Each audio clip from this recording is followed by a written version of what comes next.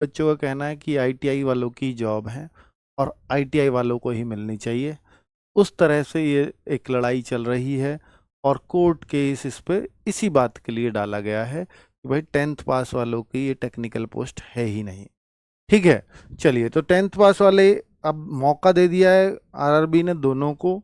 तो 10th पास वालों का के लिए तो एक, खैर चलो ठीक है कि पिछली बार इन्होंने अलाउ किया, लेकिन आईटीआई वाले कहते हैं कि भाई हमारा कंपटीशन क्यों खामखा बढ़ना है, क्यों बढ़ाएं हम, हमने तो आईटीआई सिर्फ इसके लिए ही की थी। 10th वालों के लिए तो और भी मौके, उन्होंने तो नहीं किया आईटीआई। तो इस तरह के उनके तर्क हैं, जिसके लिए वो कोर्ट में गए भी हैं और वो उन्होंने बोला है कि ये टेक्निकल पोस्ट है, इस पे सबको मौका क्यों दिया जाए। चलिए, तो अब बात कर लेते हैं भाई आपके कुछ इन मुद्दों पे कि कोर्ट केस इस भर्ती पे क्या हुआ है। कोर्ट केस लगा तो स्टे लगा एग्जाम पे, पहले स्टे नहीं मिला, फिर दोबारा में स्टे लगा, और स्टे लगा तो फिर भी रेलवे ने एग्जाम डेट डाल दी, तो बच्चा एग्जाम की तैयारी में लग गया, और फिर अगेन कोर्ट ने फिर दोहरा दिया भैया ये तो स्टे है। अब ये एग्जाम डेट पर यहां कंफ्यूजन हो गया था बच्चों को कि भैया फिर तो कोर्ट केस का कोई मतलब ही नहीं है, कोर्ट केस वोट केस कुछ नहीं है, कोई स्टे विस्टे नहीं है, नहीं तो एग्जाम डेट नहीं आती। फिर वो दोबारा बच्चे कोर्ट गए तो कोर्ट ने फिर इनको पूछा बुला करके, रेलवे वालों को, कि भाई आपने जो है एग्जाम डेट कैसे दे दी। तो इनका जवाब था कि हमने टेंटेटिव दी है, टेंटेटिव लिख रहा है, हो सकता है सॉल्व हो जाए मैटर 30 अक्टूबर को। तो वो टेंटेटिव ऐसा उनका जवाब है, पर कोर्ट ने बोला वही दी तो ये उसी उद्देश्य से है ना, मैटर सॉल्व हो ना हो। तो ये इस तरह से मतलब कोर्ट की अवहेलना, उन्होंने मना कर दिया ना कि हमने टेंटेटिव लिख करके बच गए। वो नोटिस आपने पढ़ा होगा ना, नोटिस नहीं लगाया भाई? हाँ, नोटिस चलो वहाँ है, दे रखा है, मैं दिखा देता हूँ।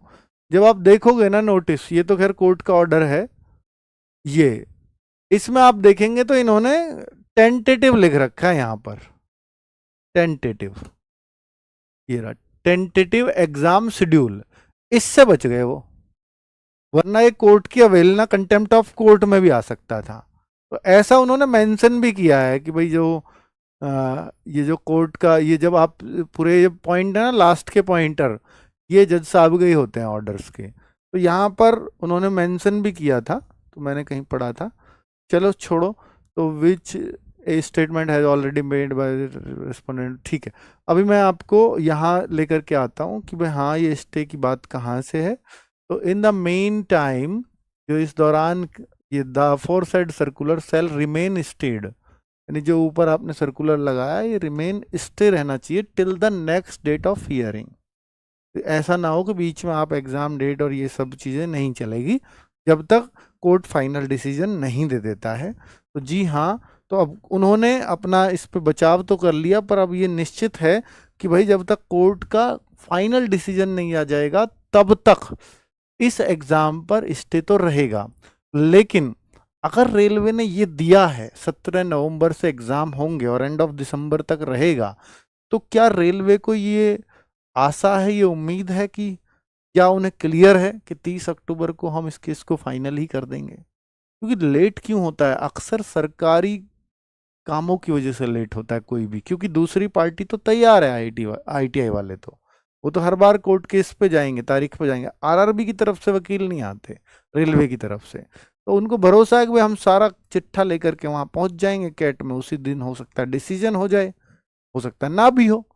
इतना आसान भी नहीं है कोर्ट, भाई ये थोड़ी है आरआरबी के हिसाब से चलेगा, पर फिर भी कुछ भरोसा रहा होगा, ताकि 17 नवंबर उन्होंने दे भी दिए डेट, उसको बचाएंगे नहीं बचाएंगे पता नहीं क्या करेंगे आगे, वो एक अलग बात है।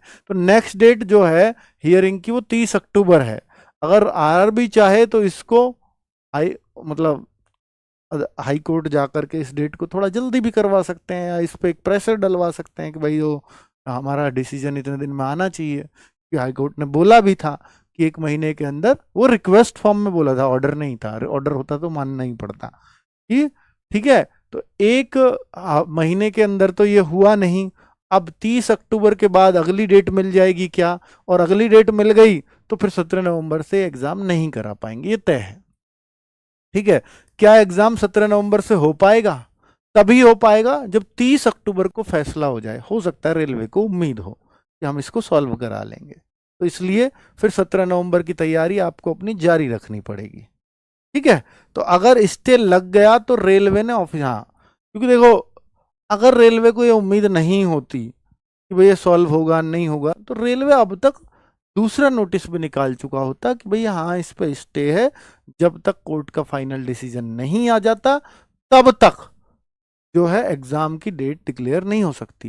हालांकि कोर्ट ने एग्जाम डेट डिक्लेयर करने पे तो रेस्ट्रिक्शन नहीं लगाई, एग्जाम कंडक्ट कराने पे लगाई है, भर्ती स्टे रहेगी। ठीक है, ये लगाया है, कोई स्टेप थोड़ी है, वो तो बस एक इन्फॉर्मेशन दी है उन्होंने, और साथ में टेंटेटिव वर्ड यूज कर दिया, बड़ी सफाई से वो निकला है उन्होंने, है ना। तो ऑफिशियल नोटिस इसलिए नहीं डाला है, उनको उम्मीद है कि 30 अक्टूबर को शायद फाइनल हो जाए। ठीक है, क्या सीएटी यानी कैट में गया हुआ है ना, सेंट्रल एडमिनिस्ट्रेटिव ट्रिब्यूनल बोलते हैं इसको, 30 अक्टूबर को केस फाइनल हो जाएगा? रेलवे को तो लग रही है उम्मीद, नहीं तो अब तक ऑफिशियल नोटिस आ गया होता। अगर तारीख बढ़ी तो एग्जाम डेट हटेगी, 100% हटेगी। अगर ये तारीख 30 अक्टूबर के बजाय 5 नवंबर हुई तो हो सकता है ना भी हटे, लेकिन अगर ये 10 नवंबर के बाद चली गई तारीख और हटेगी तो भाई 10 एक दिन तो हट ही जाती है। अगर ये 10 नवंबर तक चली गई, तो फिर तो उससे 10 दिन पहले तो वो भी देने पड़ते हैं स्टेटस वगैरह उनको, तो फिर तो सब पे स्टे हो जाएगा। तो भाई फिर जो है एग्जाम की डेट जो 17 नवंबर है ये हटानी पड़ेगी।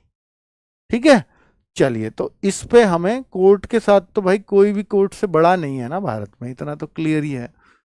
चलो अब मैं क्रैश कोर्स की बात कर देता हूं कि क्या ये चलता रहेगा। जी हाँ, हमने आपके लिए चलाया था, और 17 नवंबर की उम्मीद अगर रेलवे को एग्जाम कराने की है तो फिर हमें उस उम्मीद पर कायम होना होगा। और हम तो भाई आपकी तैयारी करवा के अगर कोई चीज़ अनाउंस कर दी है 15 सितंबर को, तो इस कोर्स में को बीच में नहीं छोड़ सकते, और ये उसी टारगेटेड डेट तक ये कोर्स आपको करा दिया जाए, अर्थात फुल रिवीजन करा दिया जाए। तो ये आपका क्रैश कोर्स चल रहा है। जिन बच्चों को नहीं पता है भाई ध्यान दे लीजिए, फिजिक्स की क्लास, केमिस्ट्री की क्लास, बायो की क्लास अलग से लगवाई, ताकि साइंस को एक बार कंप्लीट रिवीजन आप सबका मिल जाए। ठीक है, तो फिजिक्स 7 बजे, केमिस्ट्री 1 बजे, बायोलॉजी 8 बजे। जिन बच्चों का केवल साइंस कमजोर है और ग्रुप डी ओरिएंटेड पढ़ना चाहते तो इन 3 क्लासेस को ले लीजिएगा। मैथ्स आपका दीपक भाटी सर पढ़ा रहे हैं, जो आपने मांगे थे मैंने वही दिए हैं, 11 बजे से चल रहा है। रीजनिंग राहुल शर्मा सर 3 बजे से पढ़ा रहे हैं। और भाई आप स्टैटिक जी के देखते हैं तो सोनवीर सर की शाम 6 बजे से शुरू होगी, और ज्योग्राफी इकोनॉमिक्स यानी जीके की भी क्लास प्रॉपर चल रही है, और पॉलिटी हिस्ट्री 3 दिन वो 3 दिन वो, उस तरह से चीजें चल रही हैं। बाकी अब ये आपके ऊपर है, क्योंकि मैं तो एक क्रैश कोर्स फ्री कोर्स लेकर के आया हूं जिसका कोई पैसा आपको नहीं देना, ये ताकि हमारे जो बच्चे हैं रफ्तार बैच के हों या यूट्यूब पर जो कोर्स नहीं ले सकते किसी का, उनको एक थ्योरेटिकल, एक बिल्कुल अलाइंड वे में ग्रुप डी ओरिएंटेड एक 2 महीने में फुल रिवीजन करने का एक मौका फ्री ऑफ कॉस्ट मिल जाएगा। तो इसलिए मैं ये बैच लेकर के आया था। और भाई ये आपके प्रैक्टिस सेट्स हैं, इनमें जितना हमने प्रॉमिस किया था उतने प्रैक्टिस सेट्स चलते रहेंगे तब तक। मैंने 20 बोला था तो 20 चलेंगे, 30 बोला था 30 तक ये चलते रहेंगे। बाकी क्रैश कोर्स कंटिन्यू रहेगा जब तक खत्म नहीं हो जाता। ठीक है, जिन बच्चों को शक हो वो इसलिए अब क्लियर हो जाएगा। मिनी मॉक टेस्ट जल्द स्टार्ट करेंगे, अभी क्लैरिटी आ जाना दोस्त कि भाई हाँ एग्जाम 17 नवंबर का ही होगा, तो फिर हम ये तुरंत स्टार्ट कर देंगे। ठीक है, मॉक हर संडे आप देते रहें, ये मेरी आपको सुझाव है, सलाह है। ठीक है, बाकी आप ग्रुप डी के लिए मुझसे अपडेट चाहते थे तो मैंने अपना व्यू, अपना पक्ष रख दिया है। थैंक यू वेरी मच, नमस्ते।